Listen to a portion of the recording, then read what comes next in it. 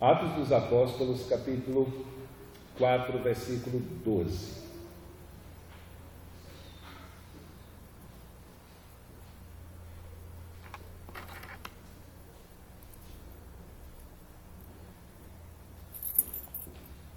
Normalmente nós estamos seguindo a exposição do Evangelho de João.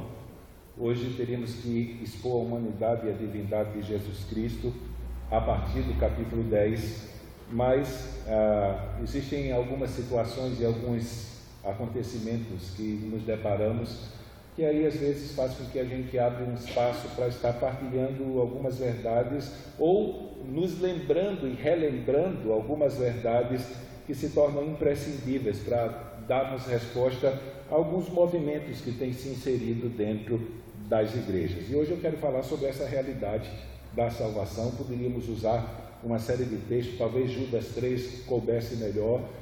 Ele exorta os irmãos a batalharem pela fé que de uma vez por todas foi entregue aos santos. Mas eu queria ler Atos 4:12, está escrito: e em nenhum outro há salvação, porque também debaixo do céu nenhum outro nome há dado entre os homens pelo qual devamos ser salvos.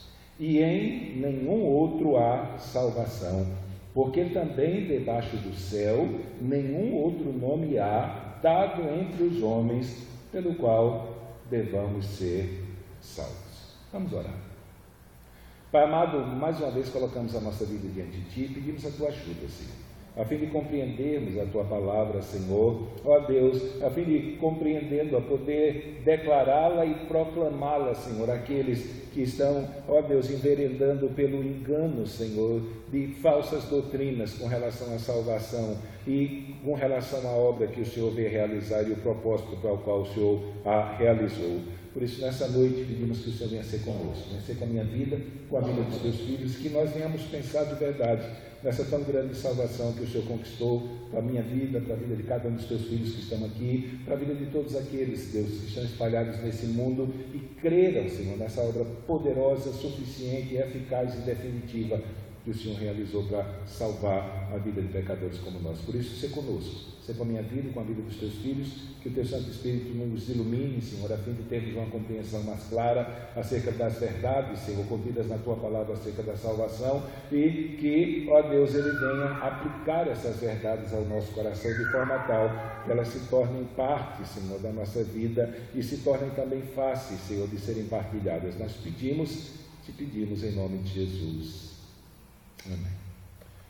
Embora nós vamos partilhar as mesmas verdades que nós temos partilhado acerca da salvação em João, mas hoje eu abri um parênteses para nós tratarmos principalmente a realidade do que de verdade Jesus nos salvou quando morreu naquela cruz.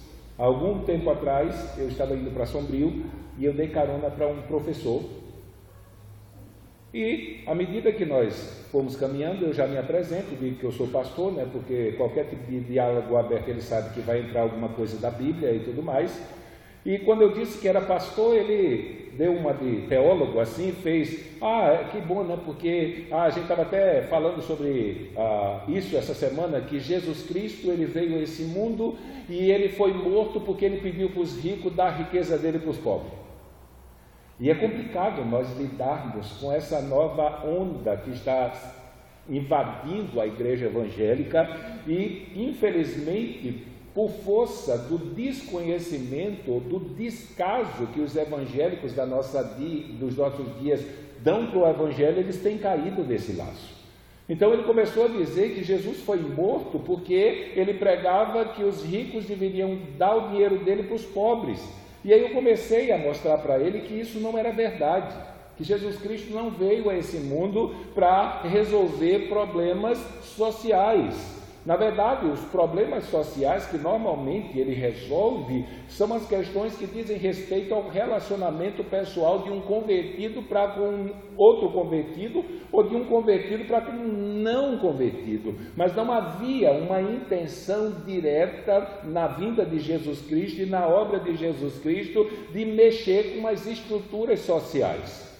Tanto que quando aquela mulher quebra o vaso de alabastro e unge Jesus, Judas, que era o tesoureiro ladrão, chega e diz: olha, nós poderíamos pegar esse vaso e vender, e pegar o dinheiro e ajudar os pobres. E Jesus disse para eles: os pobres vocês sempre vão ter com vocês. Então não havia uma intenção direta nisso. Então a ideia que aquele professor tinha na cabeça é que Jesus era um revolucionário, que veio aqui nesse mundo para mexer com as estruturas sociais e aí estabelecer um reino onde todo mundo seria igual socialmente falando. E aí, à medida que eu fui desmontando os argumentos dele, ele desceu do carro muito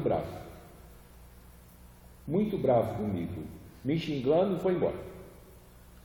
Essa semana, por força daquela notícia que nós vimos na TV, daquele rapaz que foi pego, e aí ele desmente, os caras dizem que pegaram em flagrante, roubando uma bicicleta, e aí tatuaram na testa dele que ele era ladrão e vacilão.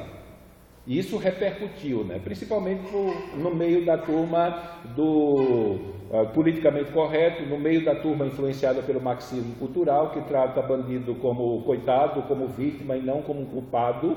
E a mãe desse rapaz, ela é evangélica, e ela fez um comentário, e no meio do comentário, uma pessoa, tomando do desabafo daquela mãe, escreveu uma frase, que Jesus veio a esse mundo para livrar o pobre e o necessitado da sociedade hipócrita. E aí eu fiquei chocado com aquilo, porque é inadmissível uma pessoa, principalmente essa pessoa que escreveu isso, ela é evangélica, é missionário, trabalha no campo como missionário, e aí no discurso dele acerca dos motivos pelos quais Jesus Cristo veio a esse mundo morrer, ele morreu para mexer com as estruturas sociais. E aí eu escrevi para ele um comentário embaixo dizendo que eu compreendi a dor da mãe e até as expressões que na hora do sofrimento muitas vezes nós falamos sem medir o sentido, mas eu estava saturado com essa ideia do marxismo cultural gospel. E aí ele disse que não queria ofender ninguém escrevendo aquilo, porque colocou aquele post. Eu disse que não era por causa do post, é por causa da frase que ele escreveu, que Jesus veio a esse mundo para libertar o pobre e o oprimido da sociedade hipócrita. E eu disse: meu filho, isso não é evangelho, isso é discurso petista. E ele mandou um recado para mim dizendo que se era discurso petista, então o petista estava pregando o amor. E aí eu entrei e escrevi tudo que eu poderia escrever para ele, mostrando quais são os motivos pelos quais Jesus Cristo veio a esse mundo. E ele não veio para tornar todo mundo rico, nem todo mundo pobre, nem todo mundo de classe média ou aí por diante. Ele veio para salvar o pecador. A salvação que Jesus propõe não é uma salvação que vai mexer diretamente com a realidade das estruturas e condições até de sofrimento que os seres humanos estão vivendo, mas via de regra, isso tem sido em parte o novo evangelho depois da teologia da prosperidade que está sendo inserido no meio da igreja. E infelizmente muitos cristãos estão caindo nessa onda. Eu já estou assim, como é que a gente usa a expressão para não dizer entristecido, mas é uma coisa parecida com isso, com a quantidade de igrejas evangélicas que estão rachando na nossa região e no nosso estado por força de abrirem mão do evangelho que leva a mensagem da salvação para o pecador perdido, para se voltar para o evangelho social que considera as boas obras como o fim maior da existência da igreja aqui. E aí de uma hora para outra você se depara com essas pessoas e a sua linguagem não centraliza mais a sua confiança em Jesus Cristo, nem na palavra de Deus, nem da graça, não, em si mesmo e nas atitudes de bondade que elas têm para o próximo. Então nós precisamos de verdade compreender e ter na ponta da língua os motivos pelos quais de verdade Jesus Cristo veio a esse mundo. a fim de nos depararmos com um discurso que parece bonito, é bonito. Olha, meu irmão, a gente tem que se unir aqui, porque na verdade o que Jesus crê de verdade é que a gente ajuda o pobre, o necessitado, socorro aqueles que estão sofrendo e tudo mais. A mensagem é bonita, faz parte, mas não é o Evangelho. O motivo pelo qual Jesus Cristo veio a esse mundo foi outro. Foi outro. Lembrando que na ideia política, a nivelação é na miséria. E eles não veem isso. Não veem. O socialismo odeia os ricos e odeia a classe média. Então, se as pessoas vão ser niveladas numa classe social, se não tem classe média e não tem rico, então elas serão elas serão unificadas assim na miséria e na pobreza. Mas Jesus não veio para isso. Então, continuamente, nós estamos nos deparando com esses debates e com esses discursos, e para quem estuda, tanto no colégio como na universidade, isso é mais evidente. O conteúdo de ensino, infelizmente, foi mudado, e aí boa parte do tempo que as pessoas passam hoje no colégio e na universidade é para sofrer lavagem cerebral com relação a essas filosofias que levam eles a caírem no erro de pensar que se mudar as estruturas sociais e se não existir mais pobre, todo mundo tiver o que comer e tudo mais, os problemas do mundo vão acabar. Então isso não é verdade. Os problemas do mundo nunca vão acabar. Aliás, eles vão acabar quando o mundo acabar. Isso é o que a Bíblia diz. Então, enquanto houver mundo, enquanto houver pecador, enquanto houver gente, a única coisa que de verdade pode saciar definitivamente os anseios do coração do homem é Jesus Cristo. É o reino de Deus, é a salvação. Se não é por esse viés, se não é por esse caminho, não existe paz verdadeira, não existe alegria verdadeira, não existe esperança verdadeira, não existe segurança verdadeira, e aí por diante. O nosso Messias é outro, não é o governo, não são os partidos. O nosso Messias que nos trouxe salvação é Jesus Cristo. Então, quando eu e você pensamos nessa realidade, principalmente que ele vai dizer, em nenhum outro há salvação,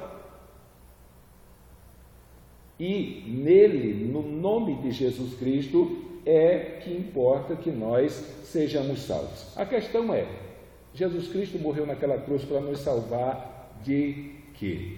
Para pensarmos no porquê ele veio morrer naquela cruz, é necessário que a gente pense por qual tipo de problema, por que motivo ele veio. E aí, o motivo pelo qual Jesus Cristo teve que vir está registrado nos primeiros 3 capítulos de Gênesis. Deus cria o mundo, Deus cria o homem, estabelece uma aliança de obras com esse homem. Você pode comer de tudo, mas da árvore, do fruto da árvore do conhecimento do bem e do mal, você não deve comer. Não havia problema no fruto ou alguma coisa, mas em um homem ser obediente ou não a Deus.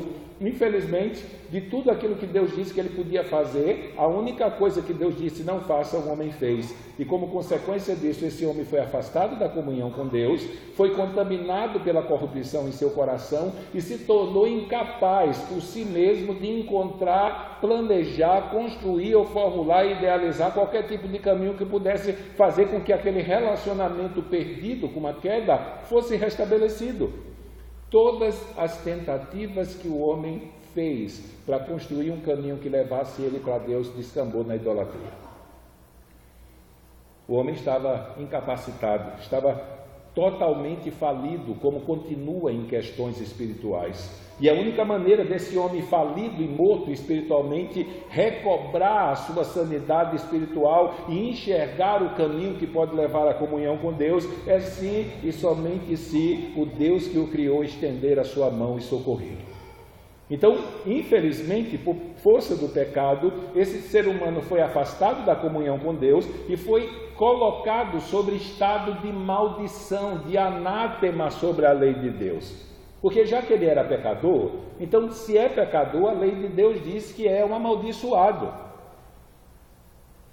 Mas existe uma maneira de escapar dessa maldição, e não apenas há o julgamento e o juízo impetrado, mas se é culpado precisa ser castigado. Existe uma reivindicação da justiça de Deus de que esse pecador não apenas recebesse o veredito de anátema eterno, mas também que ele sofresse o castigo e a pena pelos pecados que ele cometeu. Imagine, estávamos caminhando nesse mundo, como Isaías 53 diz, como ovelhas que não têm pastor. Cada um se desviava pelo seu próprio caminho, era a única coisa que nós saberíamos fazer. E se dependesse de nós mesmos, o fim da nossa existência seria a condenação, o fim da nossa existência seria a perdição.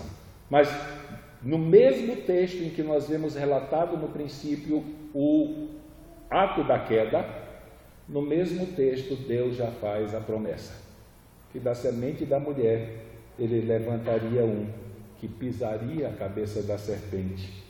Só que para pisar a cabeça da serpente ele teria que morrer, ela feriria o seu calcanhar, e na plenitude dos tempos Deus envia seu Filho Jesus Cristo. A semelhança de nós, porque ele precisava ser um representante da raça humana, já que o primeiro Adão era um representante, e agora Paulo diz que ele veio como o último Adão. Às vezes as pessoas dizem que Jesus Cristo foi o segundo. Ele não foi o segundo, não tem isso na Bíblia, é o último, porque depois que ele veio e realizou a obra que ele realizou, nunca mais obra nenhuma para salvar o ser humano precisa ser feita. Ela foi suficiente, ela foi eficaz, ela foi definitiva. Tanto que o escritor aos Hebreus, lá no 9, 27 e 28, ele diz que aos homens está ordenado morrer uma vez, depois disso segue-se o juízo. E aí avisa que Jesus Cristo virá uma segunda vez, sem pecado, para os que o aguardam para a salvação. Então, se para quem não o aguarda ele vem para juízo, para quem o aguarda ele vem para consumar de maneira definitiva a salvação. Então, quando pensamos do porquê Jesus Cristo teve que vir a esse mundo e realizar a obra que realizou, nos reportamos ao fato registrado no início da Bíblia, no livro de Gênesis, mostrando que o homem, porque decidiu desobedecer a Deus, trouxe sobre si o pecado, trouxe sobre si a corrupção e tornou não apenas ele, Adão e Eva, mas toda a geração que viesse depois dele incapaz de encontrar ou construir uma salvação que pudesse restaurar aquela comunhão perdida. E é por isso que Jesus veio. Ele veio e ele não escondeu isso enquanto esteve aqui. Está registrado em vários lugares dos evangelhos que ele veio para salvar pecadores. Ele veio para salvar pecadores. E a pergunta é, ele veio salvar esses pecadores de quê? Ou do quê? Então nós poderíamos dizer que ele veio salvar esses pecadores pelo menos de 3 maneiras, ou como nós podemos abordar, em 3 tempos. Na nossa experiência com Jesus Cristo, nós experimentamos o poder libertador da cruz em 3 etapas que vai ser aplicada durante todo o curso da nossa vida. Primeiro, o pecado, ele afastou o homem de Deus e tornou o homem um ser culpado e condenável diante da lei de Deus. Então ele infringiu o mandamento que Deus deu, então a lei de Deus diz, você é culpado e você será castigado. E, primeiro plano, Jesus Cristo veio salvar o homem desse problema. Porque se ele é pecador, ele é amaldiçoado. Se é amaldiçoado, ele merece ser castigado, e por ser corrompido em sua natureza pelo pecado, por haver, ou o termo que é usado, por haver sido alcançado pela depravação do pecado, haver sido afetado em todas as áreas da sua vida pelo pecado, esse ser humano se tornou totalmente incapaz de produzir qualquer tipo de obra que pudesse levar Deus a abençoá-lo e a salvá-lo por causa disso. Na verdade, como o ser humano é manchado pelo pecado em tudo que é área da sua vida, imagine se, até eu teve um pregador que ele usou essa ilustração, ele estava pregando para o auditório e disse, imagine se nós fôssemos passar aqui no Data Show nessa noite, o que você pensou, não é o que você fez, mas só o que você pensou durante toda a semana, o que passou pela sua cabeça. Será que todo mundo ia dar glória a Deus pelo que viu? E aí, o que você falou, as motivações que lhe inclinaram para fazer determinadas coisas, às vezes você nem fez. Graças a Deus, foi abençoado e sustentado pelo Espírito Santo. Mas imagine, só que nós não precisaríamos, diante da lei de Deus, de muitos pecados e muitos erros. Só precisava de um, para que a lei desse o seu veredito. E como nenhum ser humano pode dizer, à exceção de Jesus Cristo, que nunca cometeu um só pecado na vida, então todos são amaldiçoados diante da lei de Deus. São culpados e merecem ser castigados. Então, primeira coisa, é que Jesus ele veio nos salvar da culpa que nós tínhamos dos nossos pecados e do castigo que esses pecados mereciam. Aqui em Atos 4,12, ele vai dizer que nem o outro há salvação, porque debaixo do céu nenhum outro nome há dado entre os homens, pelo qual devamos ser salvos. Paulo vai dizer lá em Romanos capítulo 1, portanto agora nenhuma condenação há para os que estão em Cristo Jesus. E nesse sentido, quando estamos em Cristo Jesus, isso afirma que nós fomos alcançados pela sua justiça. Lá em João 5,24 vai estar escrito, em verdade vos digo que quem ouve a minha palavra e crê naquele que me enviou, tem a vida eterna, não entra em condenação, pois já passou da morte para a vida. Então, nesse sentido, mesmo a lei de Deus dizendo para nós pecadores que nós somos amaldiçoados e culpados, é possível escapar desse veredito e é possível escapar desse triste fim que aguarda todos aqueles que vêm a esse mundo, vivem e morrem. Mesmo diante da nossa incapacidade de produzir qualquer coisa que pudesse levar Deus a bater o seu martelo e nos absolver da culpa e da pena, Deus, Ele nos amou tanto que Ele veio a esse mundo. E, mediante a vinda do seu Filho, Ele realizou a obra que pudesse nos livrar desse triste fim. E esse benefício do livramento, ele é recebido por um ato de fé. Eu confio no que Cristo fez pela minha vida e a justiça dele é aplicada à minha vida. Então é possível para um pecador que veio a esse mundo ter certeza de vida e vida eterna. Basta que ele creia de verdade que a obra que Jesus Cristo fez para salvá-lo, o salva. Então, em primeiro plano, Jesus veio a esse mundo para nos salvar da culpa e do castigo. E isso ele fez na cruz. Da nossa culpa, ele fez quando ele veio a esse mundo, ele foi tentado em tudo e não pecou. O nosso pai, Adão, nosso primeiro pai, ele veio a esse mundo, foi tentado e pecou. Mas agora o nosso último Adão, que é Jesus Cristo, agora o nosso novo cabeça, ele veio e foi tentado em tudo e sem cometer pecado. Então, se herdamos de Adão a maldição, se herdamos de Adão a culpa, de Cristo agora, pela fé nele, nós herdamos a justificação e herdamos a absolvição da culpa, e absolvidos da culpa, fomos livres do pecado. Então Jesus Cristo veio a esse mundo e realizou uma obra para livrar o ser humano, em primeiro plano, da culpa dele diante da lei de Deus e da justiça punitiva e do castigo que ele merecia. Ele não veio para transformar a sociedade, não veio para transformar esse mundo num paraíso. Basta você ler os textos que falam da sua segunda vinda e as declarações de Deus de que esse mundo se transformará num verdadeiro caos. Então, daqui para frente, não é paraíso, é caos. Até que Cristo venha, é caos. E quanto mais próximo da vinda de Cristo, é caos. E a notícia para o povo de Deus é que, à medida que a vinda de Cristo se aproxima, a oposição do mundo contra ele aumenta e, como consequência, a possibilidade de sofrer por causa da justiça também. Mas Jesus diz para os seus discípulos que quando isso acontecer, se alegre e exulte, porque grande é o vosso galardão nos céus. Então, nesse sentido, Jesus não veio a este mundo para salvar o pobre e o necessitado da pressão da sociedade hipócrita, como a gente vê continuamente sendo pregado aí. Infelizmente, isso em parte tem sido disseminado por um pregador que até pouco tempo nós admirávamos ele, mas ele abraçou o viés da teologia da libertação e aí, como consequência disso, tem se afastado do evangelho bíblico, né? Isso tem trazido muita tristeza, assim, quando a gente vê mais um que estava firme na caminhada se envolver com coisas dessa vida e fazer com que muitas pessoas também percam a direção dos motivos de verdade pelos quais Jesus Cristo veio a esse mundo. Então, você crê em Jesus Cristo, culpa e condenação, e foi de vez.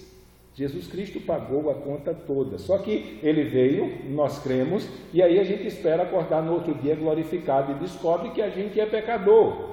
Só que a nossa relação com o pecado, depois de ter conhecido a Cristo, não é mais a mesma. Paulo vai explicar isso em Romanos capítulo 6, dizendo que Cristo, Ele foi crucificado para que o nosso velho homem fosse sujeito à morte, a fim de nós não servirmos mais o pecado como escravos. Então, se por um lado a culpa e a pena e o castigo ficou para trás, agora nós estamos sendo trabalhados pelo poder da cruz e da obra da salvação para não sermos escravos do pecado. Então agora nós estamos sendo transformados. A nossa vida está sendo mudada pelo Espírito Santo mediante a obra da santificação. Então, quando cremos, Ele nos livrou do castigo e da culpa. Agora, nesse momento, Ele está nos libertando da influência que o pecado causa na vida de um pecador. Por isso que a gente diz, toda pessoa convertida, ela olha para trás e descobre que num ponto da vida dela, ela se tornou outro, ou outra, se é mulher. Houve um momento na transição da minha história em que a minha vida deu uma volta de 180 graus. Eu estava indo numa direção e agora o rumo da minha vida mudou. Eu andava segundo o curso desse mundo, segundo a própria vontade do meu coração, mas agora não. A minha vida foi mudada, foi transformada, foi moldada. Como Paulo diz, eu fui transformado numa nova criatura, eu me tornei uma nova criação de Deus, as coisas velhas se passaram e agora tudo se fez novo, e esse novo será de maneira contínua. Lá em Efésios capítulo 2, verso 10, Paulo vai dizer, porque somos feitura sua, criados em Cristo para as boas obras, que Deus preparou de antemão para que andássemos nela. Deus assume a rédea da transformação. Ele assume a rédea da mudança, enviando o seu Santo Espírito para nos ajudar na nossa fraqueza. Isso nós vivemos nessa luta, porque nós não precisamos, depois de termos crido em Cristo, obedecer ao pecado mais. Talvez você diga, pastor, a gente pode viver sem pecar? Infelizmente não. Mas o pecado não é mais nosso dono, ele não é mais o nosso Senhor. Paulo, no capítulo 6 de Romanos, vai dizer que antes de Cristo nós apresentávamos os nossos membros como instrumento de iniquidade, de pecado, mas agora não. Ele diz que a gente deve apresentar os nossos membros como instrumentos de justiça. Nós devemos usar a vida, o corpo que Deus nos deu para fazer coisas que vão glorificar o seu nome. Nós não temos nenhuma força, não temos nenhum poder, não temos nenhuma capacidade, nenhuma absoluta para fazer isso, mas temos a promessa dele que o Espírito Santo veio habitar em nós e Ele vai nos ajudar nas nossas fraquezas e Ele vai nos transformar de degrau em degrau à imagem de Cristo, pelo poder da palavra aplicando o nosso coração. Ele vai nos santificar da verdade até o dia que Ele vai nos entregar perfeito. Então Cristo não apenas nos salvou da culpa e da condenação, Ele nos salvou do senhorio do pecado, do governo do pecado. O pecado não é mais nosso Senhor. Deus agora está fazendo uma nova obra, ou pensando na palavra usada por Paulo em 2,10 de Efésios, somos feitura. Deus está de verdade escrevendo uma nova história na vida de cada um daquele que crê, uma história rumo à santidade, uma história rumo à perfeição, uma estrada rumo à glória, uma história rumo à glória e uma eternidade de comunhão com Ele, e não mais como era antes, uma história rumo ao inferno, ao julgamento final, ao anátema definitiva e ao lago de fogo. Nós estamos sendo santificados. Deus começou uma obra na nossa vida e Ele vai completá-la até o dia de Cristo. Por isso, em João 17:17 está escrito: santifica-os na verdade. A tua palavra é a verdade. A tua palavra. Eu estava conversando com uma pessoa e ela veio me questionar porque, pastor, eu nunca faltei culto de doutrina assim, mas eu ia para todos os cultos e eu ainda fazia coisa errada. E eu fui dizer para ele que o problema não estava no culto, estava no coração mau dele. Só que tinha um problema. O Espírito Santo usa a palavra para santificar o crente. E se você não se expõe ao conhecimento da palavra, não tem esperança de transformação para a sua vida. Porque ele opera na esfera da consciência, dando a nós o veredito de que não devemos fazer aquilo porque é muito grave. Imagine, um pecado, na verdade, infelizmente, eles cometem por outro viés, né, por outro caminho, mas um pecado que dificilmente uma pessoa que se torna crente vai cometer é o da idolatria. O cara se converte, Deus me livre me ajoelhar de novo da frente de Aparecida ou de Antônio, ou sei lá. Por quê? Porque aquilo ali, na consciência dele, recebeu um carimbo de tal forma que quando ele se expõe àquela realidade, ele diz: não, isso aí é grave demais. Mas ele só sabe que é grave demais porque a palavra que diz que Deus abomina foi plantada. E isso diz respeito a todos os nossos comportamentos. É necessário que a palavra de Deus seja semeada para que a santidade venha aparecer, porque o instrumento do Espírito Santo para transformar a vida de um crente é o conhecimento das Escrituras. Então, se eu não ligo para isso, então eu nunca serei um cristão que vai glorificar a Deus com a minha vida, porque não existem ferramentas para que o Espírito Santo trabalhe na minha vida, porque eu desprezei a palavra de Deus. O escritor aos Hebreus vai dizer isso no capítulo 5, do 11 em diante. Lá em Romanos 6, Paulo vai dizer o seguinte: sabendo isto, 6,6, que o nosso homem velho, ou velho homem, aquele que tinha Adão como cabeça, foi crucificado com ele, para que o corpo do pecado fosse desfeito, a fim de não servirmos mais ao pecado. E aqui o servir é servir como escravo. Tanto que algumas Bíblias colocam, para que não sirvamos mais o pecado como escravos. Então nós estamos sendo libertos da influência do pecado, e a morte de Cristo também nos proporcionou isso, porque ela foi realizada não apenas para livrar o pecador do castigo eterno, mas para livrar o pecador do governo do pecado, santificando a vida dele. Em Filipenses capítulo 2, 12 e 13, Paulo diz: de sorte, meus amados, do modo como sempre obedecestes, não como na minha presença somente, mas muito mais agora na minha ausência, efetuai a vossa salvação com temor e tremor. Então, nesse sentido, Paulo diz que essa santificação deve ser progressiva, ela deve influenciar mais e mais a vida do pecador. Efésios 2,10, porque somos feitura sua, criados em Cristo Jesus para as boas obras, as quais Deus de antemão preparou para que andássemos nela. Então, é reflexo, é resultado da salvação, essa transformação, essa libertação da influência do pecado. Então, pense aqui, porque Cristo morreu por minha vida para me libertar e salvar de quê? Primeiro, da minha culpa e do castigo que eu merecia por causa da minha culpa, dos meus pecados. Então, quando ele veio, ele obedeceu toda a lei de Deus no meu lugar, e ele recebeu o castigo, sem merecer o meu castigo no meu lugar, e aí pela fé nele a sua justiça foi colocada sobre a minha vida, e da culpa e do castigo eu estou livre para sempre. Só que eu ainda estou na luta contra a influência do pecado. E o Espírito Santo vem para nos ajudar. Então, no presente, a obra de Cristo está nos libertando do governo do pecado, do domínio, da influência que o pecado exerce sobre os seres humanos, ainda por força da nossa caminhada à perfeição.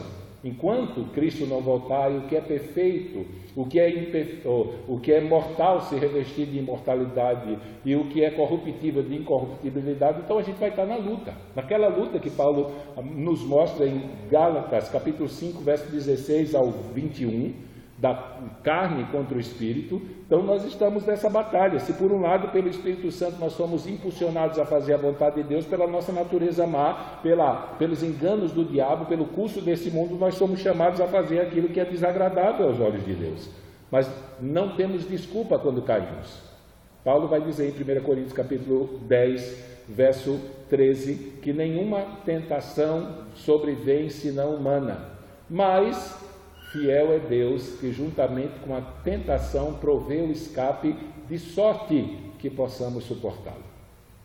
Então, se caímos, foi culpa nossa, não foi escorregão, não foi sem querer. Aí chega lá diante, Deus sabe que eu não queria. Se você não quisesse, você não caía.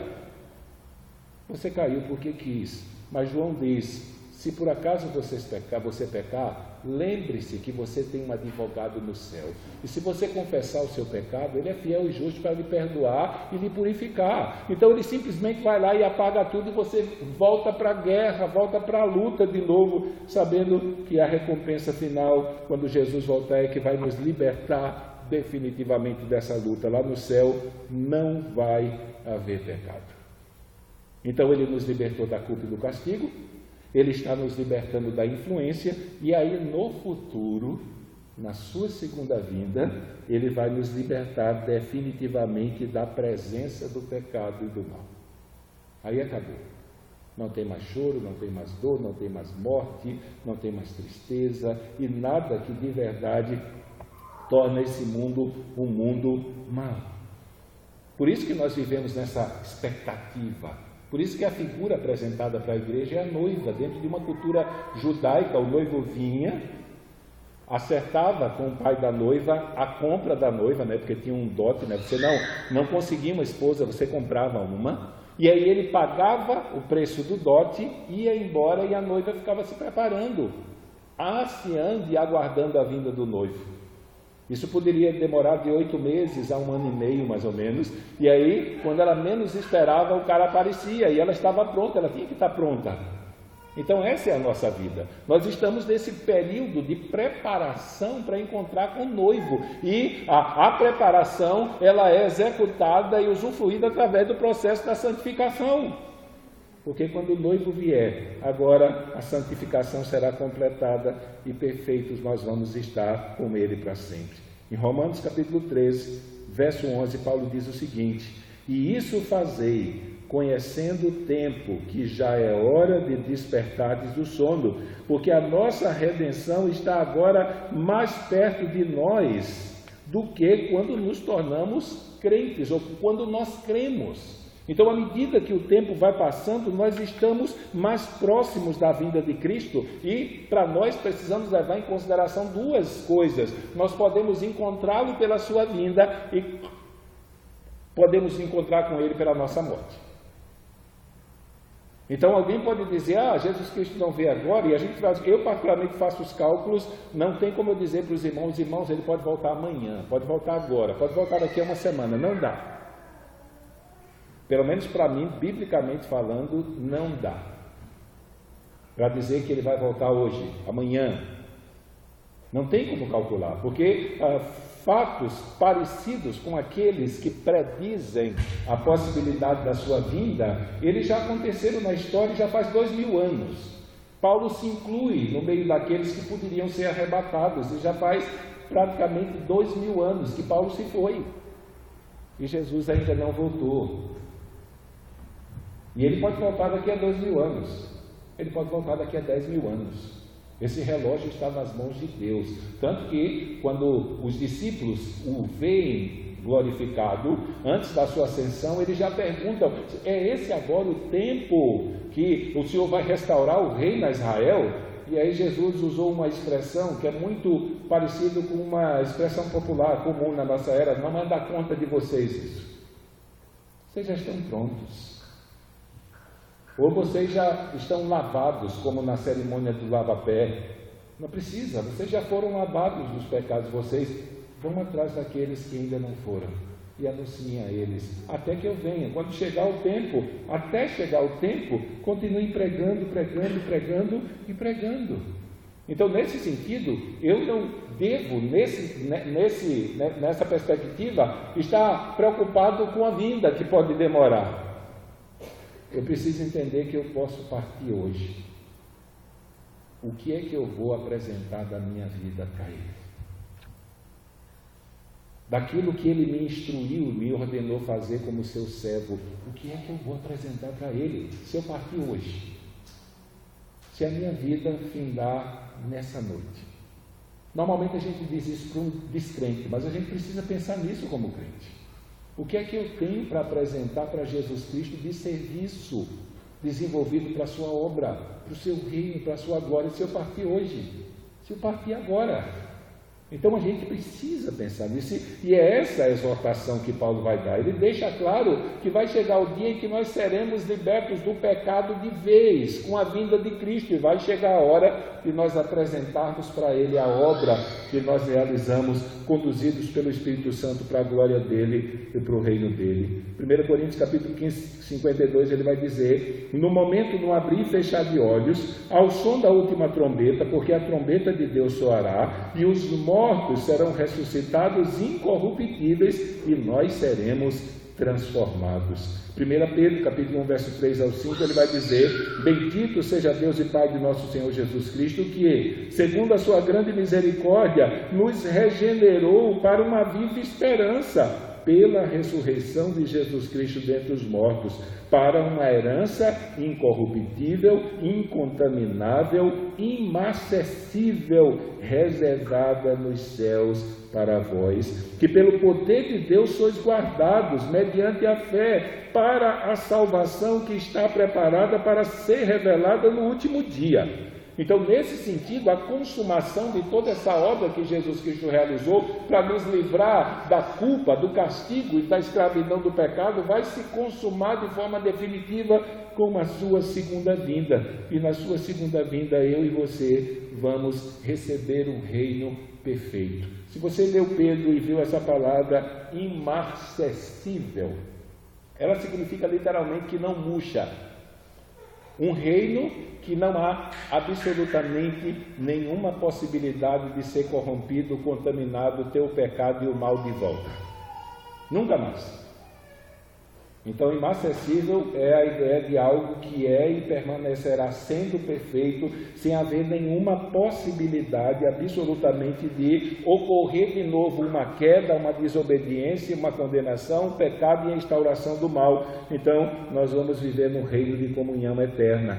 1 João 3, 1, 2, ele vai dizer o seguinte: vede que grande amor nos tem concedido o Pai, que fôssemos chamados filhos de Deus, e nós o somos, porque por isso o mundo não nos conhece, porque não conhece a Ele. Amados, agora somos filhos de Deus, e ainda não é manifesto o que havemos de ser, mas sabemos que, quando Ele se manifestar, seremos semelhantes a Ele, porque assim como Ele é, o veremos. Então, nesse sentido, o próprio João, como Paulo, em 1 Coríntios capítulo 15, na carta aos Tessalonicenses, aponta para o momento da nossa vida e da nossa história em que seremos libertos de uma forma definitiva e total do pecado. Não tem mais nem influência, não tem mais pecado, e a isso, essa libertação, ela será estabelecida e durará na nossa vida eternamente.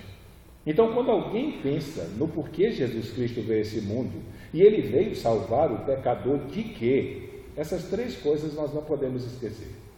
Primeiro, Ele veio libertar o pecador da culpa e do castigo que ele merece por causa do pecado.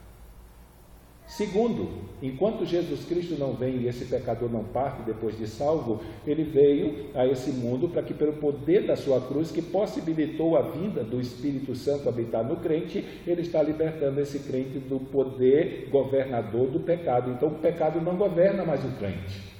Ele está sendo santificado pelo poder de Deus. Terceiro, na vinda de Cristo, sua segunda vinda de Cristo, esse cristão que foi alcançado e foi libertado da culpa e do castigo, que agora está sendo liberto pelo processo de santificação, da influência do pecado, e agora no fim da sua jornada, pelo poder de Deus, será aperfeiçoado completamente. Ele agora vai ser livre do pecado para sempre e vai habitar no reino de glória para sempre. Então, Cristo não veio transformar a sociedade.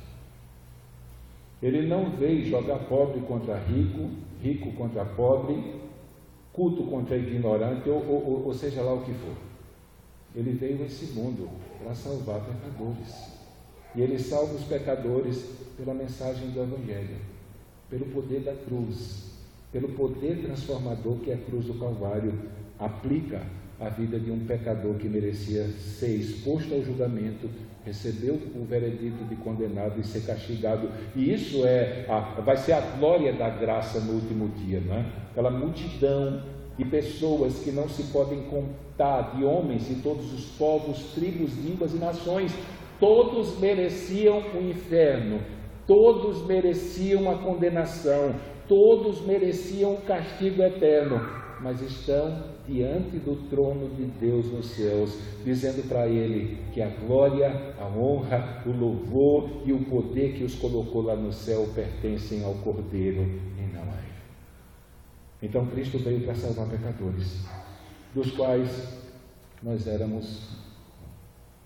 E Ele ainda tem ovelhas para salvar.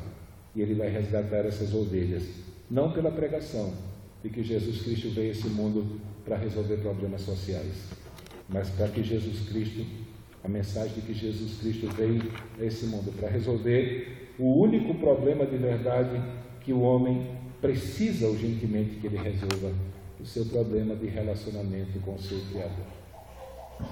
Não restabelecer esse relacionamento é nascer, viver, morrer e perder a vida. Então, o ser humano que vem a esse mundo, ele só vai ganhar a vida a partir do momento em que ele crê que Jesus Cristo veio a esse mundo para libertá-lo da culpa, do castigo, do governo e, na sua segunda vinda, do pecado definitivamente. Por isso eu quero que você ore. Coloque a sua Bíblia diante de Deus. Você que estuda, isso é o que está, o oposto disso, esse evangelho social, entre aspas, é o que está sendo ensinado nos colégios quando se fala do nome de Jesus Cristo.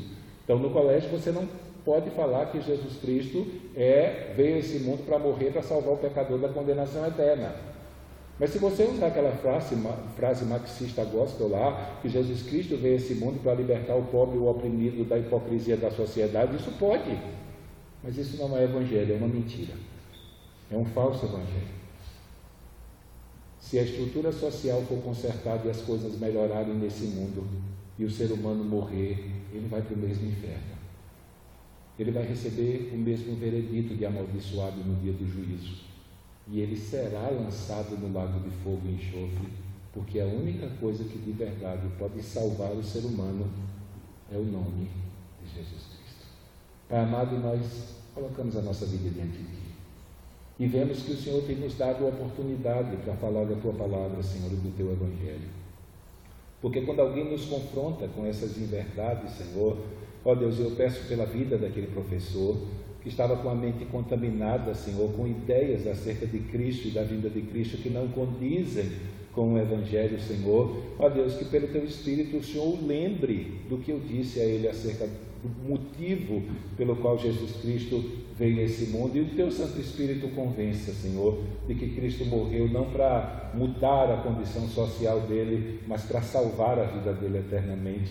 Vem ajudá-lo, Senhor. Vem ajudar, Senhor, aquele missionário que eu conversei com ele essa semana, Deus, contaminado com esse evangelho que parece bom, mas conduz o homem para a perdição, Senhor. Ele não salva. Que o Senhor esteja ajudando, Senhor. Ó Deus, aquele rapaz, ó Deus, a sua esposa, Senhor, ó Deus, que estudou conosco, Senhor, e eu não sei, e pelos posts, Senhor, partilha da mesma ideia, Senhor. Ó Deus, que o Senhor esteja ajudando eles a voltar à sanidade, Senhor, e voltar a pregar o Evangelho, Senhor, e a mensagem de libertação aplicada àquilo que de verdade, Senhor, ela foi realizada, Senhor, para libertar. E que o Senhor nos ajude, Senhor, a aproveitar essas oportunidades. E não seja só numa carona, Senhor, ou não seja só debatendo uma informação que foi postada na internet, mas que no nosso dia a dia, na escola, no trabalho, Senhor, ó Deus, na caminhada, na conversa, ó Deus, que nós temos com as pessoas muitas vezes, que o Senhor esteja levantando essas coisas, fazendo com que eles exponham aquilo que eles creem, Senhor, a fim de que nós possamos mostrar pela Tua Palavra aquilo que a Tua Palavra diz. Nos ajuda, Senhor, a estar ajudando essas pessoas a encontrar o caminho. Nos ajuda pelo anúncio das verdades contidas na Tua Palavra, ajudá-las, Senhor, ó Deus, a pensar não em função daquilo que as pessoas criaram, distorcendo aquilo que o Senhor fez ou ensinou, mas que elas sejam, ó Deus, informadas acerca daquilo que de verdade o Senhor ensinou e fez, e o porquê o Senhor fez isso, a fim de que elas possam ter esperança de vida e vida eterna. E para isso o Senhor nos comissionou, para que nós falemos para elas o Evangelho, falemos a elas a Tua Palavra. Por isso, vem nos ajudar, vem nos dar ousadia para fazer isso. Nós te pedimos em nome de Jesus.